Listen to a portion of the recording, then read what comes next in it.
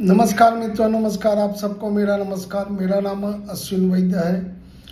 आपको मैं अच्छी बातें सुनाने जा रहा हूँ जो आप कई बार हर रोज़ महसूस करते हो। ज़िंदगी की अनजानी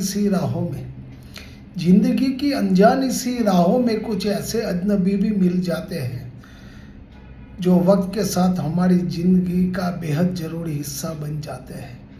जो वक्त के साथ हमारी ज़िंदगी का बेहद ज़रूरी हिस्सा बन जाते हैं, ना रहते हैं वो सिर्फ दोस्त, बल्कि हमारा परिवार का एक हिस्सा बन जाते हैं। निभाते हैं हर कदम पर साथ हमारे साथ हंसते मुस्कुराते रहते हैं। जिस मन के दरवाजे से शक अंदर प्रवेश करता है, प्यार और विश्वास उसी दरवाजे से बाहर निकल जाता है। इसलिए बिना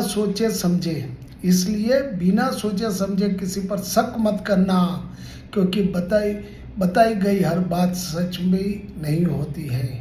कई बार बताई गई हर बात सच भी नहीं होती है। Thank you.